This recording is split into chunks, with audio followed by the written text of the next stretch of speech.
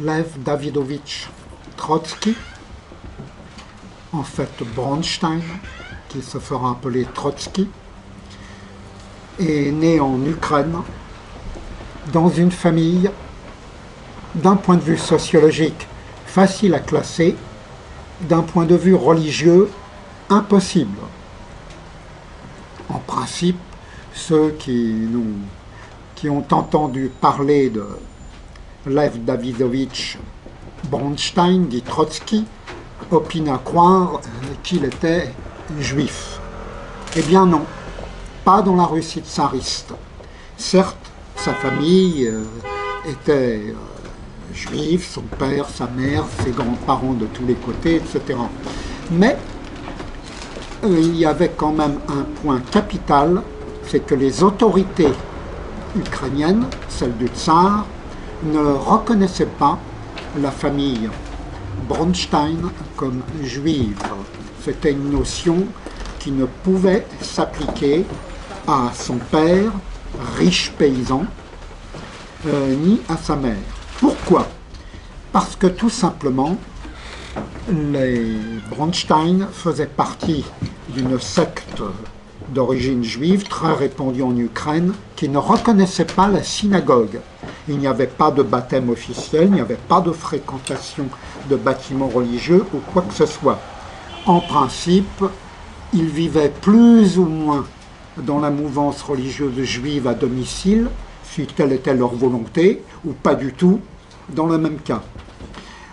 Les autorités tsaristes ne considéraient, eux, étant dirigés par un autocrate religieux, le tsar, que la religion, qu'elle fût orthodoxe ou catholique ou d'une église réformée.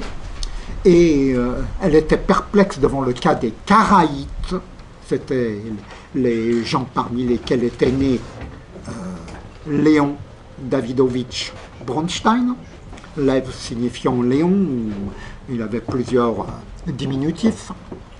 Et en tant que Karaïte, il n'eut jamais, contrairement à ses dires dans sa propre biographie, à souffrir d'une quelconque forme d'antisémitisme ou de discrimination officielle, car il ne pouvait être considéré comme relevant d'une religion non reconnue par l'autocrate, puisqu'il était considéré comme n'en ayant pas. Point très important et qui jouera un rôle sensible dans toute sa carrière politique, du début à la fin de sa vie publique. Son père était donc un propriétaire de terre, et tout de suite, nous nous heurtons à un phénomène, puisque en principe, la propriété de la terre n'était pas permise aux juifs officiels. Comme il n'était pas reconnu comme juif, il pouvait, le plus librement du monde, acheter des terres. Il devait faire une fortune confortable au fur et à mesure des années, et en particulier, il se spécialisa, le père du futur Trotsky, dans l'exportation de blé ukrainien vers le Canada et les États-Unis d'Amérique. Donc, l'enfance de Léon Davidovitch Bronstein ne fut pas si malheureuse qu'il l'a donné à entendre dans sa bio personnelle, mais celle d'un garçonnet choyé qui finalement partit un beau jour à 16 ans pour Nikolaïev, une grande ville d'Ukraine, puisqu'il était né dans un petit village et y avait résidé jusqu'à ce moment, à Nikolaïev, quelques centaines de kilomètres plus loin. Là, très vite, il devait devenir un radical, un extrémiste. Est-ce que ce fut sous l'influence d'une certaine Alexandra Sokolovsky et de ses frères, très engagés déjà dans des mouvements socialisants, pour ne pas dire carrément marxisants? C'est fort possible. Ses relations avec cette Alexandra Sokolovsky furent tumultueuses, mais le pli qu'elle lui avait donné aboutit à ce que très vite, il commença à fréquenter des groupes et groupuscules teintés religieusement d'ailleurs, mais violemment hostiles au régime tsariste et proches des mouvements extrémistes de gauche. Il y avait toutes sortes de déviations religieuses dans la Russie de cette époque, et Trotsky ne devait jamais l'oublier, car il trouva dans toutes les occasions où ses amis lycéens puis étudiants se heurtèrent en Ukraine aux recherches policières, voire à la répression pure et simple, il trouva toujours un appui auprès des minorités sectaires religieuses, que connaissait beaucoup l'orthodoxie, la religion officielle de la Russie de cette époque. Trotsky se révéla un élève brillant. Bon, il entra très vite au lycée. Lycée d'ailleurs protestant, dirigé par des protestants, sans aucun problème. Il a affirmé qu'il avait été victime d'un numerus clausus qui frappait les juifs, ce qui est archi faux. On n'a jamais trouvé le moindre dossier à son sujet dans les archives tsaristes quant à ce qui concerne le fait qu'il fut juif. Je le dis et le répète, pour l'administration tsariste, il n'a jamais été tenu pour juif, mais pour karaïte. D'ailleurs, en faisant un saut historique très rapide, je signale qu'il en fut de même pour les juifs karaïtes lors des événements de 1941 à 1944 en Ukraine, puisque les hitlériens avaient le même système. Ils ne reconnaissaient la qualité de juif qu'à des gens ayant eu des grands-parents ayant fréquenté la synagogue. Donc les karaïtes ne furent jamais persuadés, ne furent jamais persécutés, excusez-moi, au cours de l'occupation de l'Ukraine. Je referme la parenthèse. Voilà. Donc, il fréquente des étudiants dont les plus extrémistes se proclament disciples de Karl Marx. Et la vente des ouvrages de Marx est tout ce qu'il y a de plus de toléré, voire même, aussi extraordinaire que cela puisse paraître, encouragé en Russie, parce que la censure russe a considéré les œuvres de Marx, en particulier le fameux Capital, comme des œuvres d'un économiste et non pas des œuvres politiques. Donc il n'y a jamais eu d'interdiction des écrits de Marx en Russie tsariste, aussi étonnant que cela puisse paraître. L'économiste Marx.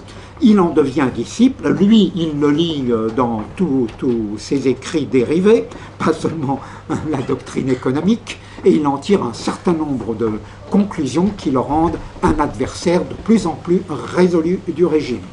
Il participe à des mini-conspirations, à des manifestations de rue, etc., qui prennent une grande ampleur, notamment quand il rentre dans l'université en Ukraine, et il finira par être arrêté, et en dépit des relations de son père, agriculteur aisé, il aura quand même des ennuis sérieux, puisqu'il finira par être incarcéré. Et là, on assistera à quelque chose de curieux.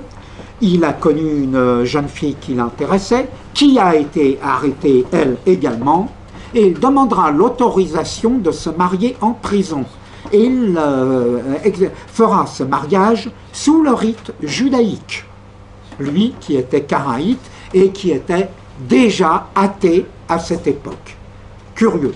Il n'oubliera jamais, dans certaines circonstances, qu'il est d'une famille juive, même s'il n'est pas reconnu comme juif par les autorités, et même s'il est athée. C'est un détail qui a son importance également. Là-dessus, les années passent, Trotsky se retrouvera dans des situations de plus en plus délicates avec la police et la justice du régime tsariste. Il finira par partir faire un voyage européen après une première évasion de Sibérie, où il avait récupéré quelques années d'ailleurs dans une situation relativement confortable.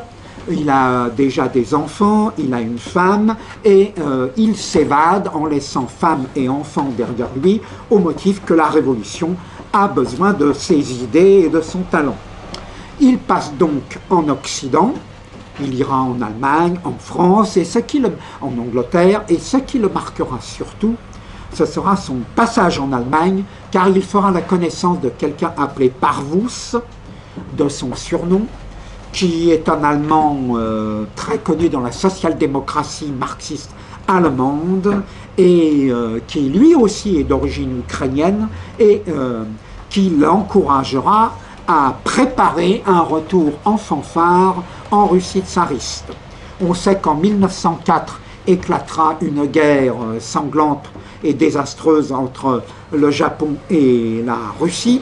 Les opposants au régime en profiteront et il y aura ce qu'on a appelé la fameuse révolution au demeurant avortée de 1905, suite à la provocation du dimanche sanglant par des gens qui voulaient mener le régime du tsar à la faute.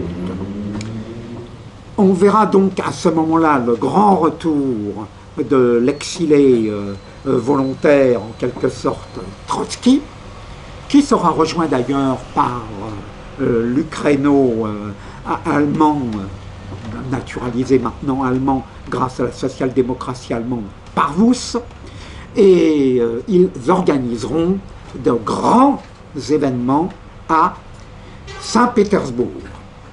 Il y aura de très violents incidents de rue, une révolution dans la révolution en règle, bon, à la suite d'un certain nombre d'événements.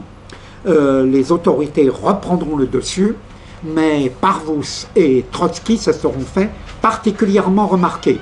Ils seront arrêtés tous deux, traités d'ailleurs avec un très grand respect et avec toutes les libertés de circulation et de visite en prison. Néanmoins, ils seront déférés à la justice et passibles des plus lourdes peines. En fait, ils s'en tireront avec une condamnation classique à la Sibérie pour un certain nombre d'années et retour en Sibérie. Trotsky, qui entre-temps a fondé un autre foyer en Occident avec une autre femme, eh bien retournera en Sibérie et s'évadera à nouveau avec une relative facilité, comme de très nombreux autres déportés, si on peut utiliser le mot, pour ces gens en villégiature qui touchaient une somme d'argent importante pour leur entretien et qui pouvaient recevoir des amis, qui avaient une bibliothèque, qui allaient à la chasse, enfin j'en passe et des meilleurs. Donc, le voici reparti en Occident. Dans un bref passage, il avait fait la connaissance d'un certain Lénine à Londres, dans son premier exil. Il le rencontre à nouveau, et il va se trouver confronté au fameux parti bolchevique, c'est-à-dire majoritaire, social-démocrate, autrement dit marxiste, de Russie, qui a deux tendances, l'une minoritaire, les mencheviks, l'autre majoritaire, les bolcheviks. Tantôt les minoritaires deviennent majoritaires et les majoritaires deviennent minoritaires, mais peu importe, l'appellation de la première scission restera éternellement. Et là, Trotsky se livrera à un jeu extraordinaire, fluctuant sans arrêt entre bolcheviques et mencheviques, majoritaires et minoritaires. Ce qui ne plaît ni aux chefs des minoritaires, ni aux chefs des majoritaires, qui sont certes tous des marxistes intransigeants, les deux, mais qui dévient sur la tactique à suivre. Alors, et notamment parmi les mencheviks, il y a certains éléments, certes marxistes, mais patriotiques. En revanche, ce qui règne chez les bolcheviks, avec Lénine, c'est le plus complet, le plus total esprit mondialiste. On ne peut même pas utiliser le mot international, ou internationaliste, bien qu'il ait été utilisé par Lénine et ses partisans, Staline et les autres, parce que international signifie relation entre nations. Or, Lénine ne reconnaît même pas les nations, de même qu'aujourd'hui l'esprit mondialiste, qui aurait bien plu à Trotsky s'il avait survécu à ses ennuis avec Staline. Alors les années passent,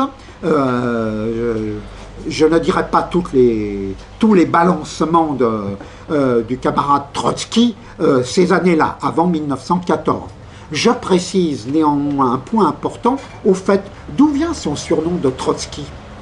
On s'interroge là-dessus, eh bien c'était le nom d'un de ses gardiens de prison qui lui procurait toutes sortes de facilités lorsqu'il était détenu pour avoir des livres, entretenir de la correspondance révolutionnaire, etc.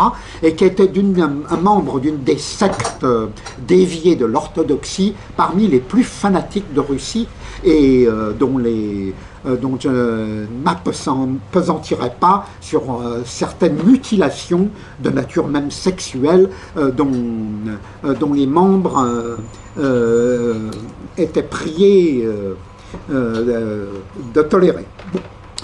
Donc Trotsky porte le nom par dérision d'un de ses gardiens de prison sympathisant de ses idées sociales. Voilà, alors il est déjà connu en Occident comme évadé de Sibérie, on lui a fait une très grande publicité, et puis maintenant il commence à être de mieux en mieux connu en Occident, déjà 2 évasions vers l'Ouest, et sa femme, sa nouvelle femme, car il a largué la première, lors de sa première évasion de Sibérie, qui aura de graves problèmes d'ailleurs par la suite, ainsi que les enfants du premier lit, et avec la Sedova, mademoiselle Sedov, il trouvera une compagne bien dans la ligne de ses idées. En Occident, il devient de plus en plus connu, mais un certain nombre d'événements se produisent, notamment dans les Balkans, et à ce moment-là, nous trouvons Trotsky à Vienne, en Autriche, où il fera la connaissance fugitive, qui a duré exactement moins d'1 minute, d'un certain Staline, l'homme d'acier. La haine a été immédiate et instinctive entre les 2 hommes. Elle ne cessera jamais. Elle ne cessera jamais. Mais à Vienne, en Autriche, il connaît notamment, et ça c'est un détail qu'il oublie dans sa biographie officielle, le chef des services secrets autrichiens, qui a noté qu'il est originaire d'Ukraine, qui lui fait poser par ses agents de nombreuses questions sur la situation en Ukraine, car l'Autriche-Hongrie de l'époque a certaines visées sur tout ou partie de l'Ukraine, notamment de la partie occidentale. C'est un sujet de pleine actualité. Bon.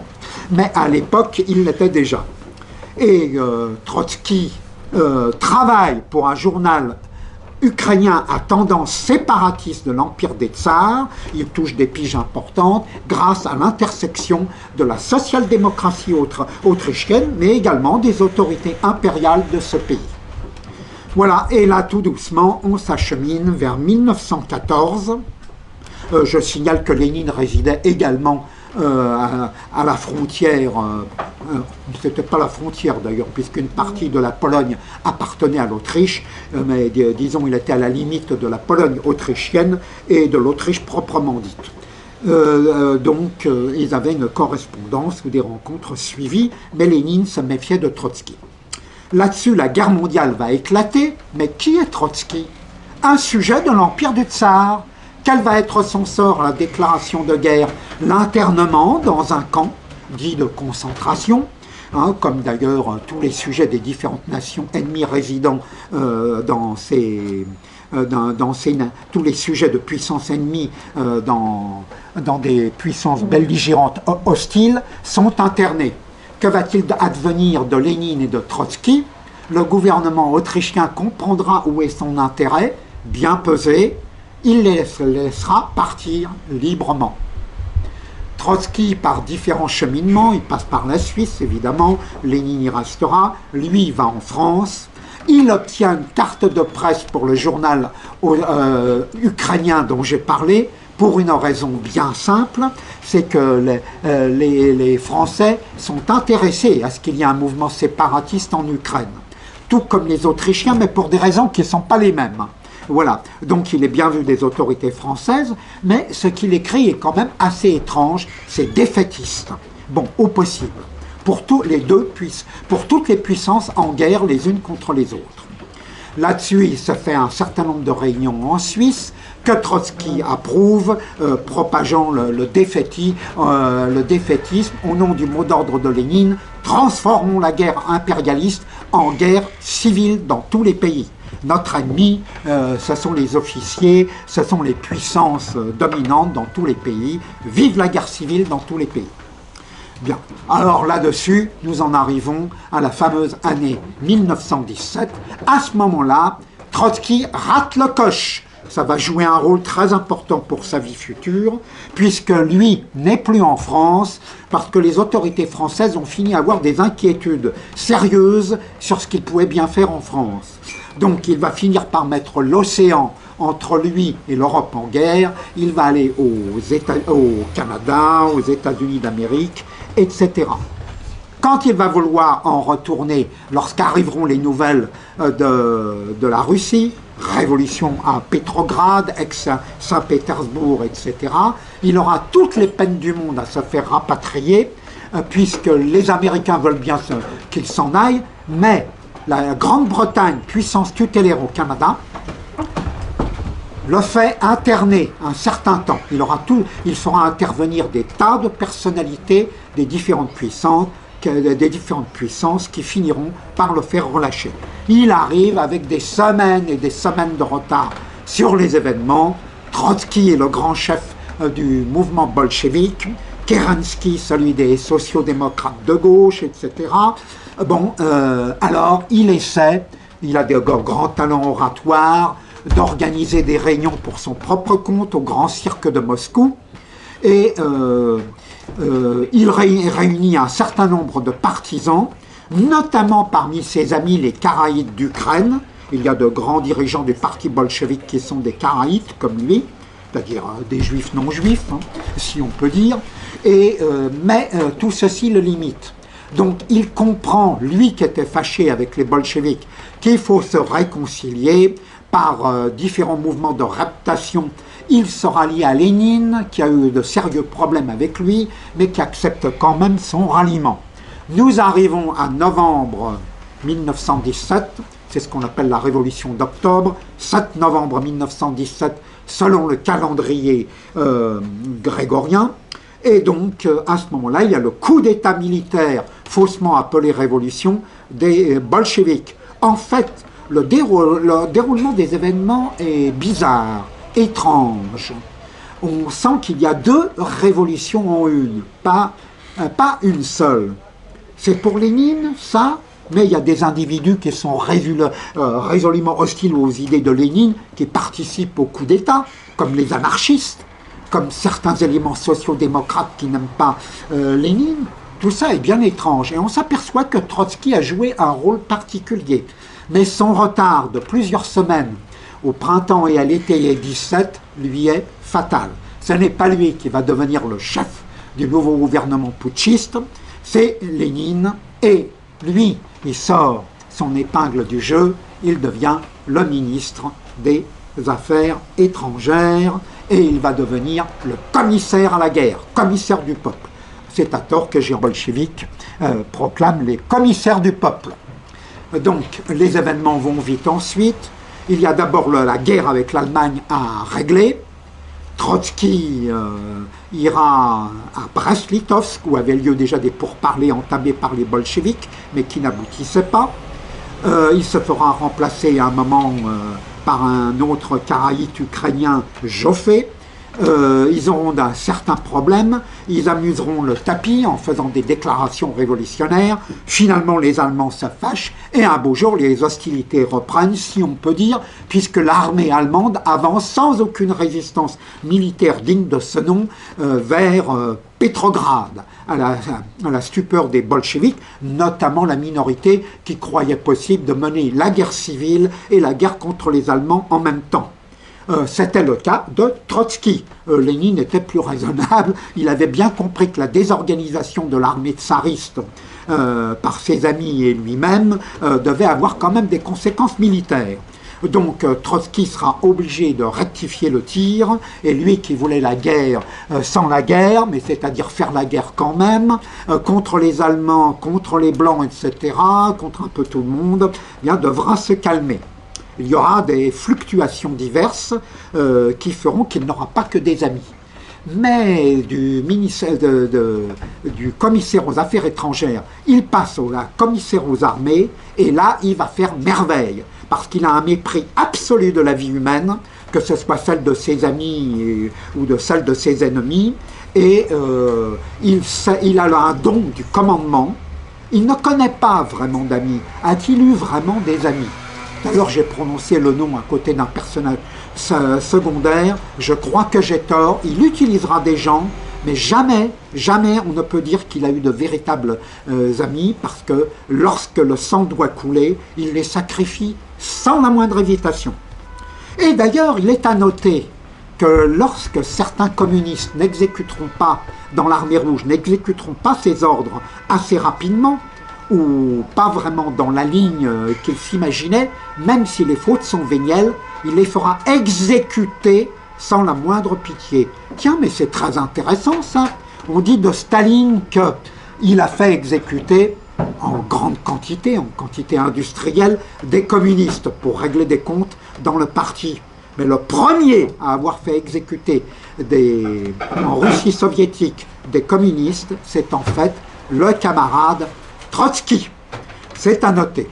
Là-dessus, bon, les bolcheviks remportent la victoire suite à plusieurs années très agitées et très sanglantes, et Trotsky va coller de plus en plus à Lénine, qui présente plusieurs caractéristiques. Non seulement il était en mauvaise santé, mais en plus il a été gravement blessé dans un attentat commis par une extrémiste de gauche, et la question de sa succession va se trouver posée très vite. Et là, il y a plusieurs candidats.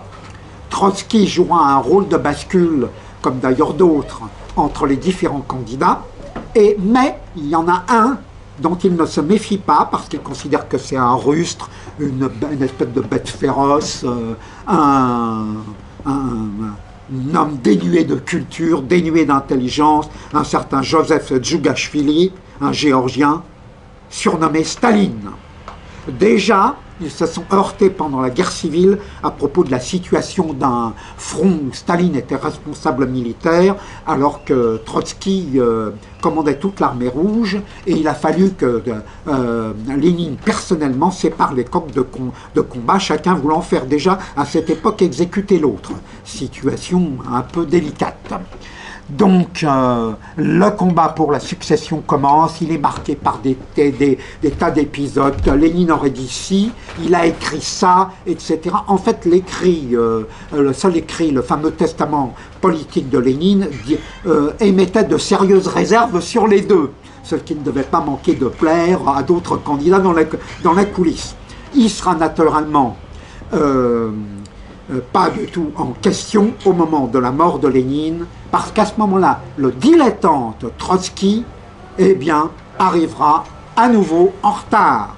Au moment de la révolution en Europe, il était aux États-Unis. Et voilà qu'au moment de la mort de Lénine, il est pour des soins, pour une grippe, il est au soleil de Géorgie. Et il n'assiste pas aux obsèques.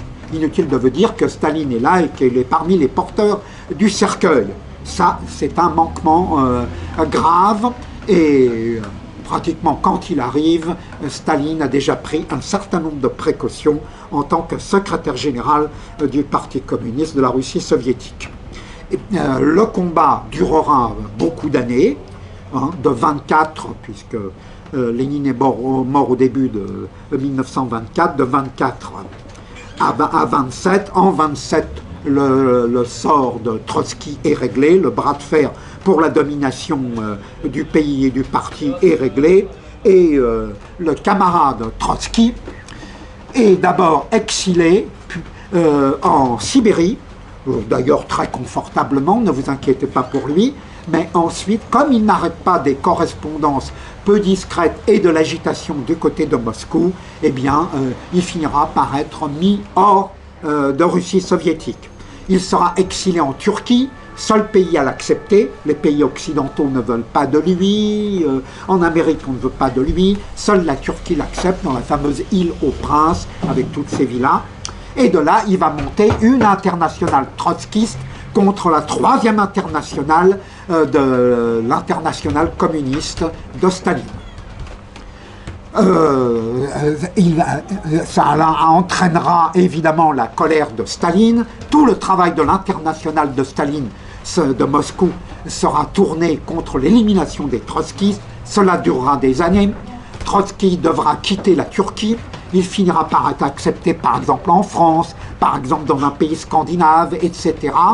Mais la tension montera de plus en plus et finalement Staline, conscient que même dans la déportation de Sibérie, même dans les camps grillagés, même en prison, les trotskistes continuent l'agitation contre son régime, emploiera des moyens radicaux, il procédera à des attentats terroristes dans toute l'Europe, dans le monde entier contre les trotskistes.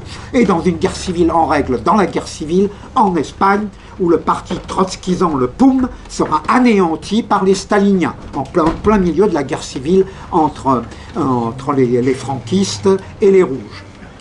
Voilà. Alors, Trotsky finira par devenir indésirable partout, et il trouvera un seul pays où il y a un gouvernement très à gauche pour l'accueillir, le Mexique.